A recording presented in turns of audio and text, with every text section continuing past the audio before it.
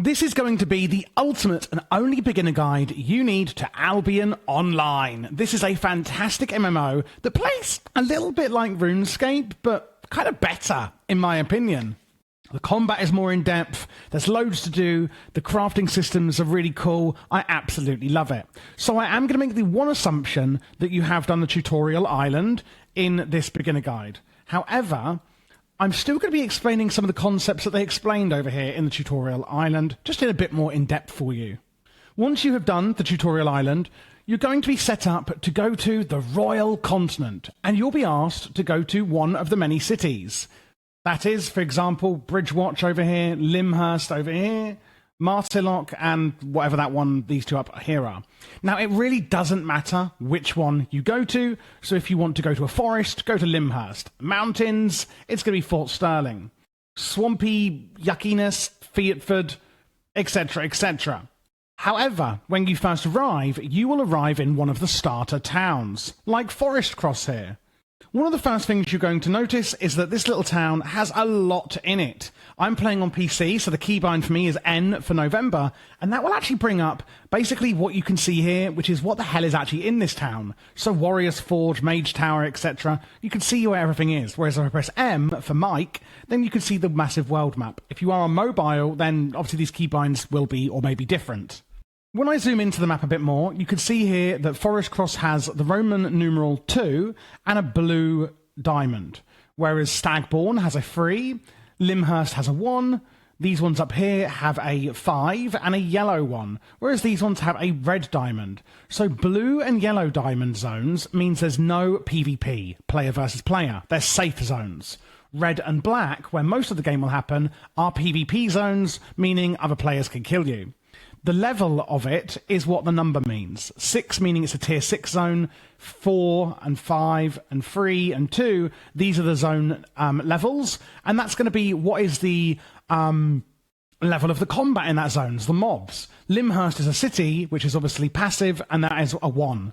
When I click on these zones, let's say Stagbourne at level 3, at the top of that zone, you can see here the tier of the materials. There's no cotton and there's no ores in here, but there is level 2 to 3 mobs that drop like hide, level 2 to 3 stone, and level 2 to 3 trees in that zone. And you may also get crafting places like a tanner, etc. in these zones that aren't villages as well. You'd also find little dungeons and things like that in this zone. So it's always really good to explore. And if you ever forget, you can always just look on the zone. It does say safe region, players can't attack you. So if you ever forget, what I've just said, then it does tell you a lot at the top of the zone. Now let's talk about how we, quote-unquote, level up in Albion Online. So experience in this game is called fame. And the main way that we're going to get fame is by doing all of these activities, for example, seen here. Now, if we go into the fame board on PC, that's B for Bravo, then what you can see here is a almost Path of Exile crazy looking board that looks very intimidating. Well, it's actually not. The bottom lines here, so it all starts here at this novice adventure bit. The bottom lines go through to farming, tracking, and gathering. The right-hand side goes through to crafting. And basically, it splits out into 1, 2, 3, 4, and then into more, and then into more, getting more and more specialized in each line. On the top, this grey line, this is your general adventurer kind of level. And then on the left, we have combat. So let's start off explaining combat because I think that'll be the most easy to understand. Trainee fighter. So you can see here we need 1300 fame to level up into the next lines of this tree. What do we get by becoming a trainee fighter? And how do we level it up? Well, if we click on it, trainee fighter, you can see the requirements say defeat any enemies to gain fame. So just defeating enemies will level up this tree, and usable is all these items. So once we unlock this one, we can then use all of these items. I, for example, at the moment, am an archer, and therefore I'm going up, as you can see, further into this tree here. There's also the armor, so it's weapons and armor down here. So this one here is Journeyman Hunter. Kill creatures with a tier 2, of tier 2 with a novice's bow equipped, 5,000 out of 5,000, and now basically I can then unlock a tier 3 bow. So you've killed enough enemies of a tier 2 bow, now you can use a tier 3 bow. Then it goes down to here, bow fighter. What you can see here, it gets a bit interesting, is that, you know, I can unlock tier 3 weapons to use, and now I'm looking to unlock the next level. Now, at this level, it gets more intricate. You can see I've got level 2 out of 100. There's up to 100 levels in Bowfighter.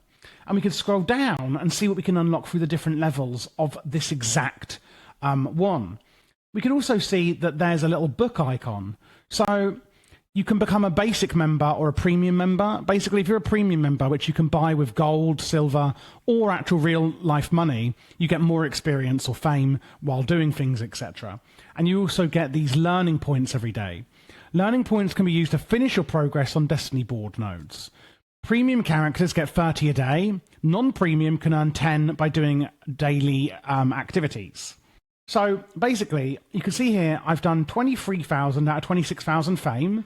Requirements are killing tier 3 plus enemies with a novice's bow or better.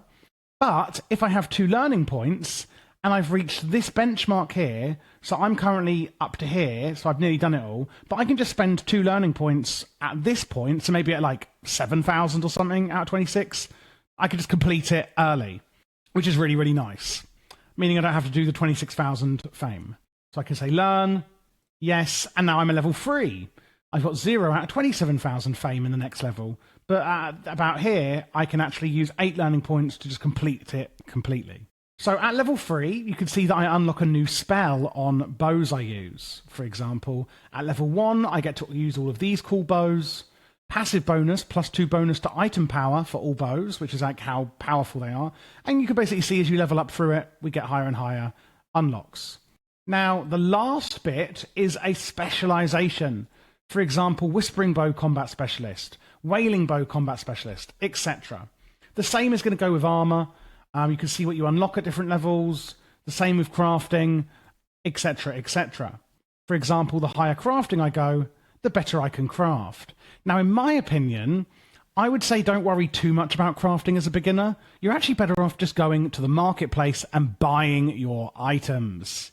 But that is how the Destiny board and the nodes work on here. I would also recommend as a beginner that you try and just go up one specialization rather than doing too many different ones. However, you can, if let's say I've spent the day becoming a bowman and go, do you know what, I don't like being a bowman. I could just equip a sword and start going down the sword path. There's nothing tying you into one path. You can swap and change as much as you like.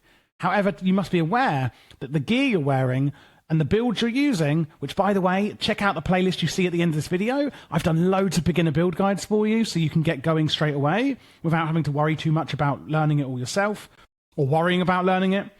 But yeah, if you can swap whenever you want. However, if you do that, do be aware that the gear you're wearing may be suited towards a different, weapon, etc. So now that we know that we can go down certain paths, etc., how do we get this gear? Let's talk about crafting, the marketplace, and some other bits and bobs. Really quickly, this chest you see in your starting town is a bank. The banks aren't connected, however, meaning whatever you store in this one will not actually go to the other bank in another city. There's also the marketplace here. Often, it's just a lot cheaper to buy stuff in the marketplace than it is to craft it yourself. Obviously, these ones are quite expensive for a beginner. However, in the main city, which is, for me, it's Limhurst up here, the items I can buy are so cheap, it's ridiculous. So always just check out the marketplace first. And you could basically go, buy, there's a search, one up here, and then you can instantly sell things, put in a buy order so that it will buy stuff when it comes on, and also load out so you can buy complete stuff. What we can see here is that there's, like a weaver, a tanner, etc. This is where you can obviously craft things. In my inventory, you can see here that I've got a level 2 pickaxe, a level 2 sickle. A level 2 pickaxe can mine rocks, or ores, I should say, that are one above it. So a tier 2 can mine tier 3. A tier 3 pickaxe can mine tier 4, etc. So you always want one below or equal to, as a minimum, the level of ores you want to mine. That makes sense. When you also go into these crafters, you can say only show craftable items from inventory. I would recommend unticking that so you can see all the items that can be crafted in there. When we go into, say, something like a Warrior's Forge, you can see that they can make swords and shields, and then the armor tab here is all the armor they can make. A lot of the times you will have to upgrade materials. For example, if I come over here and I want to make some wood, birch planks just need tier 2 birch logs, whereas chestnut planks will actually need chestnut logs and birch planks. So you'd have to first make the birch planks and then cut down chestnut trees to make the planks for that. In order to get our fame up in crafting, what you can also do is click this study icon, let's say at the Warrior's Forge, and you can drag things into here, and basically you study the item, which means it just salvages it, I guess, into nothing, where basically you're going to get fame in crafting for that item.